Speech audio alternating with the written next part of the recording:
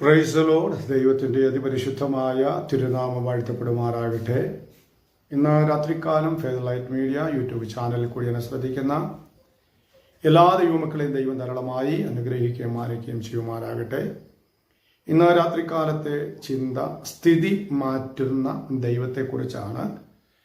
ഇന്ന് രാത്രികാലം ചിന്തിക്കുവാൻ ആഗ്രഹിക്കുന്നത് ജീവിത മേഖലയിൽ സ്ഥിതി മാറ്റി മാനിക്കുന്ന ഒരു സർവശക്തനായ ദൈവം. ഇന്ന് വരെ നിന്റെ സ്ഥിതി എന്തായിരുന്നു, നിന്റെ അവസ്ഥ എന്തായിരുന്നു, നിന്റെ സാഹചര്യം എന്തായിരുന്നു, അത് കണക്കിലെടുക്കാതെ സർവശക്തനായ ദൈവം നീ അനുഭവിച്ച സാഹചര്യത്തിൽ നിന്നും ദൈവാത്മാവ് വിടുതൽ നൽകി തന്ന സ്ഥിതിയെ മാറ്റുന്ന ദൈവത്തിൻ്റെ ആത്മാവ്. നാളിതുവരെ സ്ഥിതി വളരെ മോശമായിരുന്നു എങ്കിൽ, സാഹചര്യം വളരെ മോശമായിരുന്നു എങ്കിൽ, പ്രതികൂല സാഹചര്യത്തിലായിരുന്നു നിന്നതെങ്കിൽ ദൈവാത്മാവ് വ്യക്തമായി വിളിച്ചു പറയുന്നു, നിന്റെ സ്ഥിതിയെ മാറ്റി നിന്ദിച്ചവരുടെ മുന്നിൽ, പഴിച്ചവരുടെ മുന്നിൽ, കുത്തുവാക്കുകൾ പറഞ്ഞവരുടെ മുന്നിൽ, അപവാദങ്ങൾ പറഞ്ഞവരുടെ മുന്നിൽ നിന്റെ സ്ഥിതിയെ മാറ്റി മേത്തരമായ അനുഭവത്തിൽ സർവശക്തനായ ദൈവം നിന്നെ മാനിക്കുവാൻ തക്കവണ്ണം ഇടയായി തീരും എന്ന തിരുവചനം വ്യക്തമായി നമ്മെ പഠിപ്പിക്കുവാൻ ഇടയായിത്തീരുന്നു. അതിന്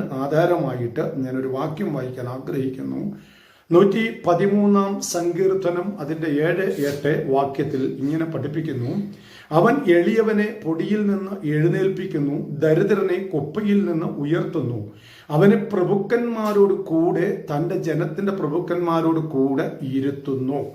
അവിടെ വായിക്കുമ്പോൾ വ്യക്തമായി കാണുവാൻ കഴിയും, ദരിദ്രനെ കുപ്പയിൽ നിന്ന് ഉയർത്തി അവനെ പ്രഭുക്കന്മാരോട് കൂടെ ഇരുത്തുവാൻ ഇടയായി തീരുന്ന ദൈവം. തൻ്റെ ജനത്തിൻ്റെ പ്രഭുക്കന്മാരോട് കൂടെ തന്നെ ഇരുത്തുവാൻ തക്കവണ്ണം ഇടയായി തീരും എന്ന് തിരുവചനം നമുക്കിവിടെ കാണാൻ കഴിയുന്നുണ്ട്.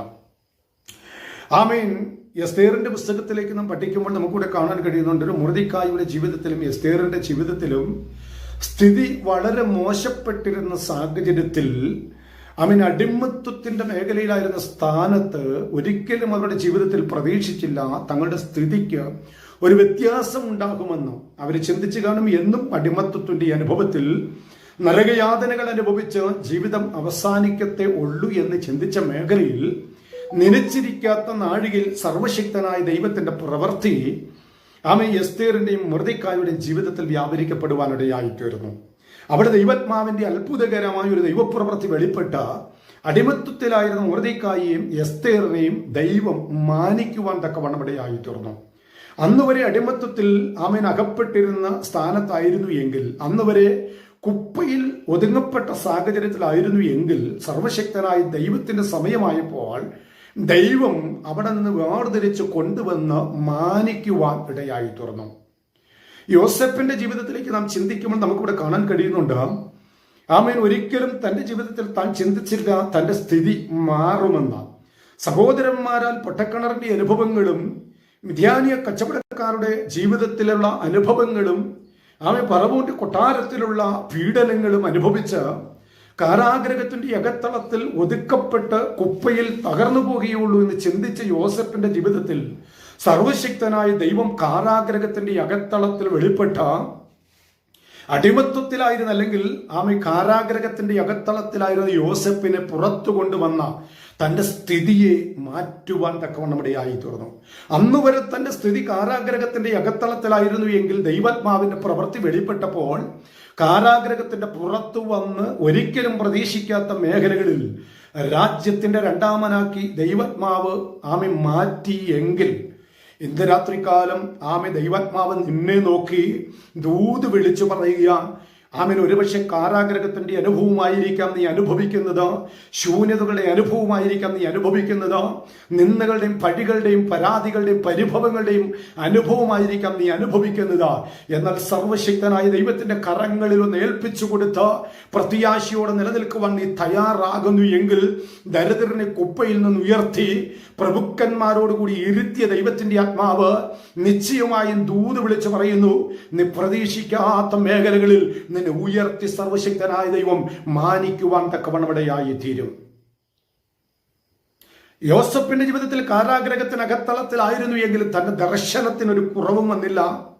അവൻ തന്റെ പ്രാർത്ഥനയ്ക്ക് ഒരു കുറവും വന്നില്ല, ദൈവവുമായിട്ടുള്ള ബന്ധത്തിനൊരു കുറവും വന്നില്ല. പരാജയങ്ങൾ അനുഭവിക്കുമ്പോഴും ദൈവത്തോട് ചേർന്ന് നിൽക്കുവാൻ ദർശനമുള്ളവൻ ദൈവത്തിന്റെ മാറോട് ചേർന്നിരുന്ന കാരാഗ്രഹത്തിന്റെ അനുഭവത്തിലും ദൈവത്തോട് നിലവിളിക്കുവാൻ തയ്യാറായപ്പോൾ ദൈവാത്മാവ് കാരാഗ്രഹത്തിന്റെ അകത്തളത്തിൽ ഇറങ്ങി വന്ന് തനിക്ക് വേണ്ട ദൈവിക പ്രവൃത്തി വെളിപ്പെടുത്തുവാനിടയായി തീർന്നു. ആമേൻ. ഒരു വാക്ക് കൂടെ വായിക്കുന്നു, 1 ശമൂവേൽ പുസ്തകം 2:8 വാക്യത്തിൽ വായിക്കുന്നു, അവൻ ദരിദ്രനെ പൊടിയിൽ നിന്ന് ഉയർത്തുവാൻ തക്കവണ്ണം ഇടയായി തീരുന്നു. ആമേൻ. ദരിദ്രനെ പൊടിയിൽ നിന്ന് ഉയർത്തി മാനിക്കുന്ന ദൈവത്തിന്റെ ആത്മാവ്.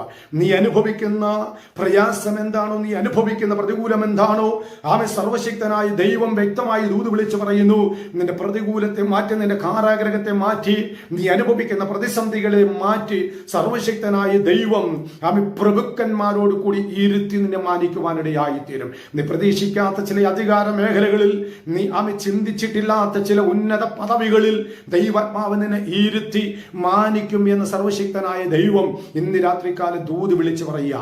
ആമേൻ. അങ്ങനെയെങ്കിൽ ഇന്ന് രാത്രികാലം ആ സർവശക്തനായ ദൈവത്തിന്റെ കരങ്ങളിൽ ഏൽപ്പിച്ചു കൊടുക്കാം. കാരാഗ്രഹത്തിൽ അകപ്പെട്ട യോസേഫിന്റെ ജീവിതത്തിൽ ദർശനത്തിന് ഒരു കുറവും വരാതെ ദൈവത്തോട് ചേർന്ന് നിൽക്കുവാനിടയായി തീർന്നത് കൊണ്ട് കാരാഗ്രഹത്തിന്റെ അകത്തളത്തിൽ നിന്ന് പുറത്തു കൊണ്ടുവന്ന യോസേഫിന് ദൈവാത്മാവ് അത്ഭുതകരമായി മാനിച്ച് രാജ്യത്തിലെ രണ്ടാമനാക്കി തീർക്കുവാൻ, സകലത്തിനും അധികാരിയാക്കി തീർക്കുവാൻ ഇടയായി തീർന്നു എങ്കിൽ ഇന്ന് രാത്രികാലം നിന്നെ നോക്കി ദൂത് വിളിച്ച് പറയുന്നു, നീ അനുഭവിച്ച പ്രതികൂലത്തിന്റെ നടുവിൽ നിന്ന്, നിരാശയുടെ നടുവിൽ നിന്ന് സർവശക്തനായ ദൈവം നിന്നെ വാർതിരിച്ച, നീ പ്രതീക്ഷിക്കാത്ത ചില ഉന്നത പദവികൾ ഇരുത്തി നിന്നെ മാനിക്കുവാൻ തക്കവണ്ണം ഇടയായി തീരും. ആ സർവശക്തനായ ദൈവത്തിന്റെ കരങ്ങളിൽ ഏൽപ്പിച്ചു കൊടുക്കാം. ദർശനത്തിന് ഒട്ടും മങ്ങൽ സംഭവിക്കാതെ ആമേ പ്രിയ പിതാവിന്റെ സന്നിധിയിലേക്ക് ഏൽപ്പിച്ചു കൊടുത്ത് പ്രത്യാശയോടെ മുന്നോട്ട് പോകാം. ചിന്തകളാൽ ദൈവം നമ്മെ അനുഗ്രഹിക്കുമാറാകട്ടെ. സ്തോത്രം.